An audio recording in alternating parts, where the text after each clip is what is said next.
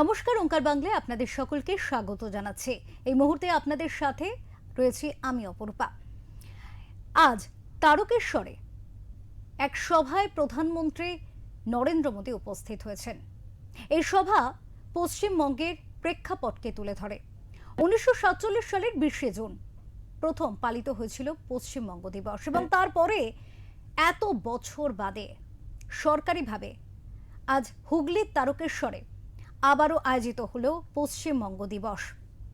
হুগলির তারকেশ্বরে আয়োজিত এই সভায় প্রধানমন্ত্রী নরেন্দ্র মোদী মূলত বাংলার ঐতিহাসিক ঐতিহ্য, বঙ্গভঙ্গের প্রেক্ষাপট এবং রাজ্যের সার্বিক উন্নয়নকে কেন্দ্র করে একটি সুনির্দিষ্ট রাজনৈতিক এবং সাংস্কৃতিক দিক তুলে ধরেন।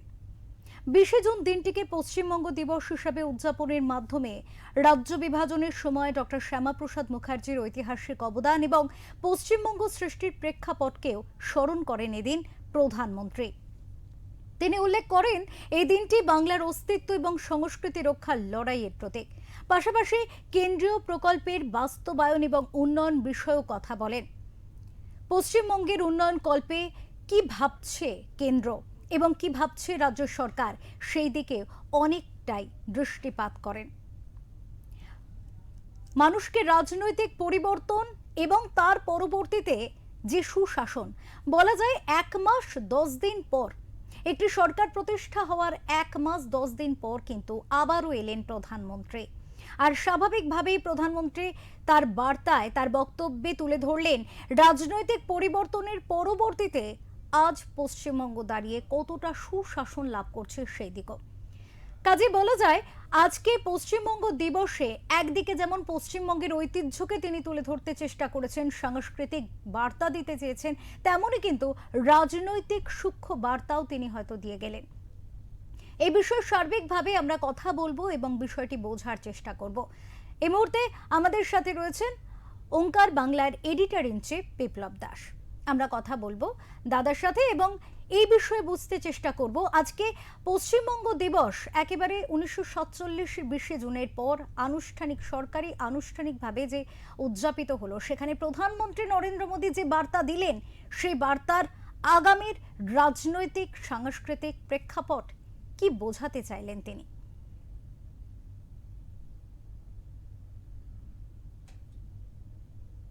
দিবস পালন করার জন্য এসেছিলেন। আমরা জানি এর দুটো, আজকে যে নরেন্দ্র মোদী প্রধানমন্ত্রী, তিনি যে এই যে পশ্চিমবঙ্গ দিবস পালনে তারকেশ্বরে এলেন, তার একটা ঐতিহাসিক প্রেক্ষাপট আছে। সেই প্রেক্ষাপট যেমন আছে, তেমন এই ঐতিহাসিক দিনে এটা একটা ইতিহাস রচিত হলো বলা যায় বাংলার আজকে। সেই সঙ্গে আর একটা রাজনৈতিক প্রেক্ষাপট আছে, যেটা হচ্ছে ভবিষ্যতের দিকে তাকিয়ে, অর্থাৎ 2029-এর যে লোকসভা নির্বাচন, সেই লোকসভা নির্বাচনের দিকে তাকিয়েও কিন্তু তার একটা রাজনৈতিক প্রেক্ষাপট রচনা করে গেলেন প্রধানমন্ত্রী নরেন্দ্র মোদী। আমি যদি প্রথম এই ঐতিহাসিক প্রেক্ষাপটে আসি, প্রথম কথা হলো যে আমরা এই যে বাংলা দিবস মানে পশ্চিমবঙ্গ দিবস, এটা নিয়ে আমরা জানি যে বিগত তৃণমূল সরকারের সঙ্গে বহুবার সংঘাত হয়েছে। তারা পয়লা বৈশাখকে হঠাৎ করে পশ্চিমবঙ্গ দিবস হিসেবে তারা ঘোষণা করেছে। সেদিন একটা গান রচনা করেছে। মানে আমরা দেখলাম গত 2 বছর ধরে এই পশ্চিমবঙ্গ দিবস হঠাৎ পয়লা বৈশাখে পালিত হলো কেন? যে কোনো জিনিস যখন পালিত হয় তার তো একটা ঐতিহাসিক প্রেক্ষাপট থাকে। সেই ঐতিহাসিক প্রেক্ষাপট কোথায় সেটা না জেনে কিছু একটা করতে হবে, বিরোধিতা করতে হবে, ইতিহাসকে ভুলিয়ে দিতে হবে, এই একটা মনোভাব নিয়ে বিগত সরকার পয়লা বৈশাখে যে পশ্চিমবঙ্গ দিবস পালন করেছিল, তার কি যৌক্তিকতা তা কিন্তু আজ বাঙালি জানে না। কিন্তু আজকের দিনে যে একটা ইতিহাস রচিত হলো, প্রধানমন্ত্রী নরেন্দ্র মোদী এই পশ্চিমবাংলাকে এক ইতিহাসের মধ্যে মানে গাঁথলেন, সেই পশ্চিমবঙ্গ দিবস, তার যদি একটু প্রেক্ষাপট আমরা দেখি যে হঠাৎ পশ্চিমবঙ্গ দিবস কেন। এই পশ্চিমবঙ্গ দিবস গত 4-5 বছর ধরে এই দিনটিতে পালন করছিল বিজেপি, যার নেতৃত্বে বাংলার বিজেপি নেতারা ছিলেন, শুভেন্দু অধিকারী ছিলেন। আর তার বিরোধিতা করতে হবে বলেই কিন্তু পয়লা বৈশাখকে বেছে নিয়েছিল।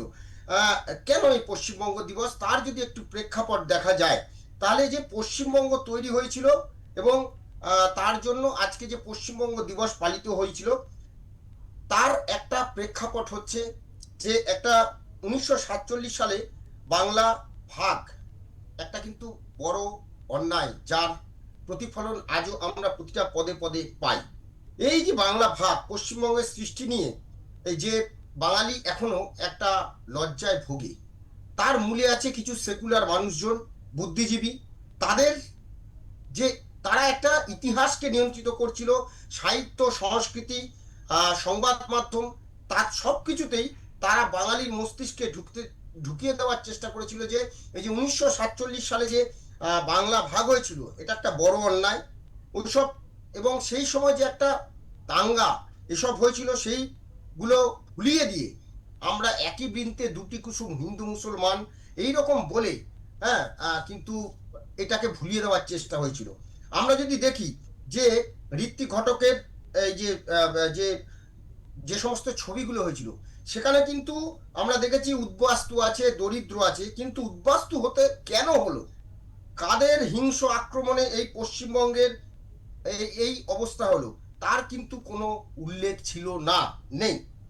1947 সালে ভারত ভাগের যে পর্ব, সেই সময় এই যে যুক্ত বাংলা সংখ্যাগরিষ্ঠ যে 55% মুসলমান ছিলেন, তারা চেয়েছিলেন এই বাংলার পাকিস্তানে যোগদান তারা চেয়েছিলেন, যেটা আজকে প্রধানমন্ত্রী বলেছেন এই ইতিহাসটা। 1947 সালে 16ই আগস্ট এই কলকাতায় বীভৎস দাঙ্গা হয়েছিল। তারপর অক্টোবরে নোয়াখালীতে হিন্দু গণহত্যার পরে কেউ মুসলমান শাসিত বাংলায় থাকার কথা ভাবতে পারেনি। এই নোয়াখালীর যে দাঙ্গা, সেই কথাও কিন্তু আজ প্রধানমন্ত্রী বলেছেন। আর এই সময় বাংলার ভূমিপুত্র শ্যামাপ্রসাদ মুখোপাধ্যায়ের নেতৃত্বে বাঙালির যে হোমল্যান্ড পশ্চিমবঙ্গ সৃষ্টির জন্য যে সমস্ত মনীষীরা এগিয়ে এসেছেন, তাদের মধ্যে ঐতিহাসিক স্যার যদুনাথ সরকার, যেটা প্রধানমন্ত্রী আজকে বললেন। আমরা জানি যে এই বাংলা ভাগের জন্য বঙ্গ বিজেপি দাবি করতে পারে যে শ্যামাপ্রসাদ মুখোপাধ্যায়ের একটা ভূমিকা রয়েছে, কিন্তু আজকে নরেন্দ্র মোদী যেটা করলেন, যে শুধু শ্যামাপ্রসাদ মুখোপাধ্যায় অন্যতম বড় ভূমিকা ছিল, কিন্তু তার সঙ্গে যারা ছিলেন তাদের কথাও কিন্তু সেই মনীষীদের কথাও জানাতে ভোলেননি, যাদের মধ্যে অন্যতম ঐতিহাসিক স্যার যদুনাথ সরকার, রমেশচন্দ্র মজুমদার, ভাষাবিদ সুনীতি চট্টোপাধ্যায়, বিজ্ঞানী মেঘনাথ সাহা, মতুয়াগুরু প্রমথ রঞ্জন ঠাকুর, এবং পরবর্তী সময়ে বাংলার যে কংগ্রেস দল, অর্থাৎ 4 থেকে 6 এপ্রিল 1947 তারকেশ্বরে অনুষ্ঠিত হয়েছিল সেই বাংলা বিভাজনের জন্য বিশাল হিন্দু জনসভা।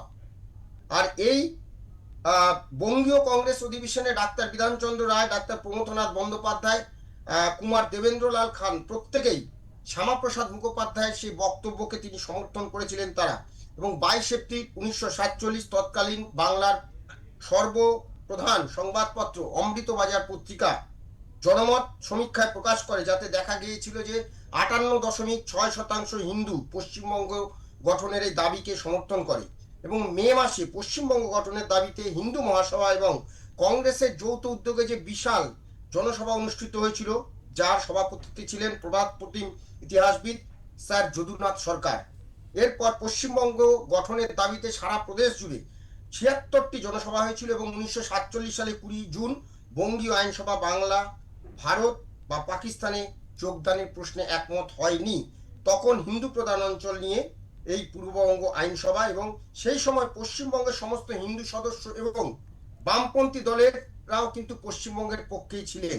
এবং ওই দিনেই পশ্চিমবঙ্গ আইনসভার সদস্যরা 58-21 ভোটে বাংলা ভাগের পক্ষে পাকিস্তানের যোগদানের বিপক্ষে ভোট দিয়েছিলেন এবং পশ্চিমবঙ্গ গঠন সুনিশ্চিত করেছিলেন। এরপর 3 জুলাই 1947 পশ্চিমবঙ্গের প্রথম মুখ্যমন্ত্রী হয়েছিলেন প্রফুল্ল ঘোষ। অর্থাৎ এই যে 20 জুন পশ্চিমবঙ্গ, অর্থাৎ হিন্দু বাঙালি নিজেদের অস্তিত্ব রক্ষার্থে যে পশ্চিমবঙ্গ স্থাপন করেছিল 20 জুন, তাই পশ্চিমবঙ্গ দিবস পালন করা। এই ইতিহাসটা আজকে কিন্তু প্রধানমন্ত্রী নরেন্দ্র মোদী বুঝিয়ে গেলেন। অনেকেই অনেক কথা বলতে পারেন, দেখুন বিজেপি তার মতন করে হয়তো এই বাংলার যে মানে যিনি স্বপ্ন দেখেছিলেন শ্যামাপ্রসাদ মুখোপাধ্যায়ের কথা বলে পশ্চিমবঙ্গের তিনি আটকেছিলেন, এটা তো ঘটনা যে তিনি নেতৃত্ব দিয়েছিলেন, তিনি চেয়েছিলেন সেই বিষয়টাকে তুলে ধরে, কিন্তু তার সঙ্গে সঙ্গে প্রধানমন্ত্রী আজকে জানাতে ভুললেন না এর পেছনে এই বাংলার আরো যারা যারা যে সমস্ত মনীষী বা যে সমস্ত মানুষজন বিদ্বজ্জন যারা ছিলেন তাদের কথাও কিন্তু জানাতে ভুললেন না। এটা তো গেল ইতিহাসের প্রেক্ষাপট। সেই সঙ্গে আজকে এটা তো একটা সত্যি ইতিহাস রচনা হলো যে 20 জুন পশ্চিমবঙ্গের ইতিহাসে নতুন ইতিহাস, মানে ইতিহাসে একটা নতুন এই দিনটা আবার মানে রচিত হলো যে হ্যাঁ, আজ থেকে কিন্তু আমরা আগামী বছর থেকে, অর্থাৎ আজকে যে পালন করা হলো এই 20 জুনটাকে, মানে একটা সরকার, পশ্চিমবঙ্গের সরকার এটাকে স্বীকৃতি দিল বলা যায় আজকে এই 20 জুনটাকে পশ্চিমবঙ্গ দিবস হিসাবে। আমরা যদি দেখি যে অন্যান্য অনেকগুলো রাজ্য রয়েছে, আহ, যেখানে বিহার, উড়িষ্যা, গুজরাট, মহারাষ্ট্র, কেরল, ছত্তিশগড়, রাজস্থান, এদের কিন্তু আলাদা রাজ্য দিবস রয়েছে এবং তারা উৎসাহের সঙ্গে পালন করে। আর আমাদের এই রাজ্যে শুধুমাত্র ইতিহাসকে ভুলিয়ে দেওয়ার জন্য আগে বামেরা করেছে, কংগ্রেস করেছে এবং তারপরে তৃণমূল কংগ্রেসও করেছে, কিন্তু আজকে প্রধানমন্ত্রী নরেন্দ্র মোদী সেই ইতিহাস নতুন করে রচিত করলো। এবার যদি আমি আসি রাজনৈতিক যে প্রেক্ষাপট, এর যে রাজনৈতিক প্রেক্ষাপট আজকে মোদী এর সঙ্গে যেটা দিলেন যে আগামী দিনে কি পরিকল্পনা, দেখো এটা পরিষ্কার যে প্রত্যেকেই রাজনীতিবিদ যারা, তারা তো নিশ্চয়ই ক্ষমতায় থাকার জন্য একটা দূরদৃষ্টি সবসময় রাখে যে ভবিষ্যতে কি হবে। আজকে কিন্তু নরেন্দ্র মোদী সেই দূরদৃষ্টি কিন্তু স্থাপন করে গেলেন। এই নির্বাচনে 2026 বিধানসভা নির্বাচনের আগে যে সংকল্পপত্র বিজেপি প্রকাশ করেছিল, সেই সংকল্পপত্রে প্রথমত এই রাজ্যের যে যে প্রকল্পগুলো তারা বলেছিল সেগুলোর বেশিরভাগটাই, যেমন অন্নপূর্ণা যোজনা থেকে শুরু করে যদি আমরা দেখি, মহিলাদের যাতায়াতের জন্য সরকারি বাসে পরিষেবা পুরোটাই ফ্রি, অর্থাৎ ফ্রি যাতায়াত, এই যে এইগুলোর কথা যেমন বলেছেন, সেই সঙ্গে আজকে কিন্তু অনেকগুলো প্রকল্প পশ্চিমবঙ্গের জন্য কিন্তু ঘোষিত করেছেন প্রধানমন্ত্রী নরেন্দ্র মোদী। এবং সব থেকে যেটা বলেছেন যে লুক ইস্ট, যেটা কিন্তু 2024 নির্বাচনের আগেও প্রধানমন্ত্রী নরেন্দ্র মোদী এই বাংলায় এসে বহুবার বলে গেছেন, অর্থাৎ পূর্বে তাকাও। যদি ভারতকে বিকশিত করতে হয় তাহলে কিন্তু এই মানে লুক ইস্ট যেটা, অর্থাৎ সামনে আমাদের যে পশ্চিমবঙ্গের যে আমরা পূর্ব ভারতকে উন্নত করতে হবে, এইটা কিন্তু প্রধানমন্ত্রী কিন্তু আজকে বললেন। এবং সেই সঙ্গে এই জল জীবন জল মিশনের কাজ যে কেন্দ্র রাজ্য যৌথ উদ্যোগে যে একটা চুক্তি হয়েছে, সেটাও তিনি বলেছেন। সীমান্তে যে জমি হস্তান্তর নিয়ে দীর্ঘদিন আটকে ছিল, অনুপ্রবেশ একটা বড় সমস্যা, সেটার কথা উল্লেখ করলেন। সেই সঙ্গে যেটা বললেন যে এই যেটা প্রতিশ্রুতি দেওয়া হয়েছিল যে ভয় আউট, যে কথাটা তারা বলেছিল যে ভয় নয় ভরসা, ভয় নয় ভরসা। যারা এতদিন দুর্নীতির সঙ্গে যুক্ত, আমরা জানি বিগত সরকারের কি দুর্নীতি হয়েছিল, শিক্ষা দুর্নীতি থেকে শুরু করে কয়লা, বালি, গরু কিচ্ছু বাদ দেয়নি, প্রাকৃতিক সম্পদ পর্যন্ত চুরি হয়েছে এবং কাটমানি এসবগুলো, তাদের কথাও কিন্তু আজকে নরেন্দ্র মোদী বলে গেছেন। চিংড়িঘাটা মেট্রো জট, সেটা নিয়েও আজকে প্রধানমন্ত্রী বললেন। হ্যাঁ, এরপরে যেটা বললেন যে বাংলা কিন্তু আর থামবে না, উন্নয়নের জন্য বাংলা কিন্তু ইতিহাস গড়বে। এবং তারপরে যেটা যে আজকে যে পিএম কিষাণ যোজনা, একটা প্রায় 9 কোটি ভারতের যারা কৃষক রয়েছেন তারা এর সুবিধে পাচ্ছেন। এবং তারপরে যেটা, সেটা হচ্ছে যে এই যে আমি যেটা বলছিলাম, যেটা যে বিকশিত ভারতের জন্য মিশন পূর্বোদয়, অর্থাৎ পশ্চিমবাংলাকে মিশন পূর্বোদয়ে সামিল করার যে চেষ্টা, এইটার থেকেই কিন্তু আগামী দিনে কিন্তু বিকশিত ভারতের একটা বড় কাজ শুরু হবে। তাই একদিকে প্রধানমন্ত্রী আজকে তারকেশ্বরে থেকে মানে এসে একদিকে যেমন এই একটা ইতিহাসকে তিনি এতদিন যেটা ভুলিয়ে দেওয়ার চেষ্টা হয়েছিল, সেই ইতিহাসকে যেমন তুলে ধরে যে আজকে আরেকটা নতুন ভাবে ইতিহাসের এই দিনটাকে যেমন রাখা হলো, তেমন অন্যদিকে আগামী 2029 নির্বাচনের লক্ষ্যে তাকিয়ে প্রধানমন্ত্রী নরেন্দ্র মোদী কিন্তু এ রাজ্যে যদি যেভাবে কেন্দ্র এগোচ্ছে, হয়তো আগামী বর্ষাকালীন অধিবেশন যেটা আসবে, বাদল অধিবেশন যেটাকে বলা হয় লোকসভায়, সেখানে কিন্তু আবার মহিলা সংরক্ষণ বিল, এক দেশ এক ভোট এবং ইউসিসি, এই যে বিলগুলো কিন্তু নরেন্দ্র মোদী পাস করাবেন। তার জন্য 1/3 যে সাংসদ প্রয়োজন, সেই সাংসদ কিন্তু জোগাড় করার কাজ ইতিমধ্যে রাজনৈতিকভাবে শুরু হয়ে গেছে। এবং যদি এক দেশ এক ভোট হয়, এ রাজ্যে এখন 42টি লোকসভা আসন আছে, সেটা প্রায় 50 থেকে 60টির কাছাকাছি আসনে হয়তো হবে। তো সেই জায়গা থেকে এই রাজ্য থেকে একটা বড় সংখ্যক আসন কিন্তু লোকসভায় আগামী দিনে প্রয়োজন, যদি এক দেশ এক ভোট এই বিলটা পাস হয়ে যায়। সেক্ষেত্রে কিন্তু অর্থাৎ এই যে ডিলিমিটেশন যেটা ছিল, সেই ডিলিমিটেশনের ফলে এখানে আসন সংখ্যা বাড়বে, সারা ভারতবর্ষে আসন সংখ্যা বাড়বে। সেক্ষেত্রে পশ্চিমবঙ্গে আজকে 42টা লোকসভা কেন্দ্র আছে, কিন্তু সেটা বেড়ে হয়তো 45, সেটা বেড়ে 50, 55, 60 হওয়ার সম্ভাবনা। এবং সেখান থেকে যাতে, তাই মোদির চোখ উন্নয়ন, এই উন্নয়নের মাধ্যমে যাতে 2029 নির্বাচনে এই রাজ্য থেকে যত বেশি সংখ্যক আসন তুলে নেওয়া যায় সেই চেষ্টাই কিন্তু আজকে করলেন।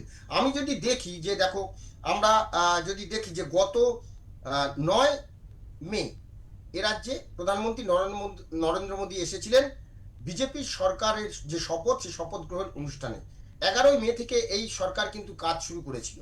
তো আমরা যদি দেখি 9 না 8 মে, এবং তারপর থেকে যদি দেখি আজকে প্রায় 40 দিনের কাছাকাছি, 40 দিন বাদে কি কাজ হলো সেই খতিয়ানও কিন্তু প্রধানমন্ত্রী দিলেন, এবং সেই জন্য বললেন যে আগামী দিনে বাংলা কিন্তু যে উন্নয়নের গতি সেটা কিন্তু আরো বাড়বে, এবং সেই সঙ্গে আজ বেশ কিছু প্রকল্প কিন্তু উদ্বোধন তিনি করে গেলেন, এবং সেই সঙ্গে আগামী দিনের একটা স্বপ্ন দেখালেন, যার মধ্যে অন্যতম কৃষকদের স্বপ্ন দেখানো। সেই কৃষকদের তিনি কিন্তু একটা কথা শেষে বললেন যে এই ধরিত্রী বাংলার মা মাটি, অর্থাৎ এই মাটিকে বাঁচাতে হবে। কিভাবে বাঁচাবেন? কেমিক্যাল, অর্থাৎ আমরা যে সার ব্যবহার করি, চাষিরা যে সার ব্যবহার করে যে ফসল উৎপাদন করছেন, তাদেরকে বলছেন যে আগামী প্রজন্মের কথা মাথায় রেখে, আপনার বাড়ির বাচ্চাদের কথা মাথায় রেখে আপনারা ওই কেমিক্যালটাকে সরিয়ে প্রাকৃতিক উপায়ে, প্রাকৃতিক যে গ্যাস বা প্রাকৃতিক যে সমস্ত জিনিস রয়েছে সেই দিয়ে চাষ করুন এবং ফসল ফলান, যাতে করে এই বাংলা ধরিত্রী, এই বাংলার মা সুজলা সুফলা শস্য শ্যামলা হয়। এই কথা বলে কিন্তু নরেন্দ্র মোদী সেই সঙ্গে যোগ দিবসে যাতে সকলে যোগদান করে, অর্থাৎ এই দুদিন প্রধানমন্ত্রী নরেন্দ্র মোদী কিন্তু এই রাজ্যের যেমন এসে তার কিন্তু আগামী 2029-এর নির্বাচনে পাখির চোখ করে কিন্তু তিনি আজকে তার এই যে একদিকে ইতিহাস সৃষ্টি করলেন, অন্যদিকে কিন্তু এই রাজনৈতিক যে একটা ভিশন সেটাও কিন্তু করে গেলেন নরেন্দ্র মোদী। একেবারে অনেক ধন্যবাদ দাদা, আপনাকে অনেক ধন্যবাদ। আমরা কথা বলছিলাম এডিটর ইন চিফ বিপ্লব দাসের সাথে, এবং তিনি কিন্তু সার্বিকভাবে বুঝিয়ে দিলেন আজকে পশ্চিমবঙ্গ দিবস তারকেশ্বরে যে পালিত হলো, এবং সেখানে প্রধানমন্ত্রীর উপস্থিতি, তার বক্তব্য, তার বার্তা থেকে কিন্তু অনেকটাই স্পষ্ট আগামীর রূপরেখা। তিনি যেমন রাজনৈতিক একটি দিশা দেখাতে চেয়েছেন, তেমনি রাজনৈতিক দূরদৃষ্টি সম্পন্নতাও প্রকাশ পেয়েছে তার বক্তব্যে। পাশাপাশি তিনি ঐতিহাসিক প্রেক্ষাপট তুলে ধরেছেন যে পশ্চিমবঙ্গে আমরা বাস করি, সেই পশ্চিমবঙ্গের ইতিহাস কি, কিভাবে এই পশ্চিমবঙ্গ তৈরি হয়েছিল, কাদের অবদান রয়েছে, তা যেন আমরা ভুলে না যাই, সেই বার্তাও কিন্তু তিনি দিয়ে গেলেন আজ। এখনকার মতো খবরে পর্যন্তই। দেখতে থাকুন ওঙ্কার বাংলা। নমস্কার।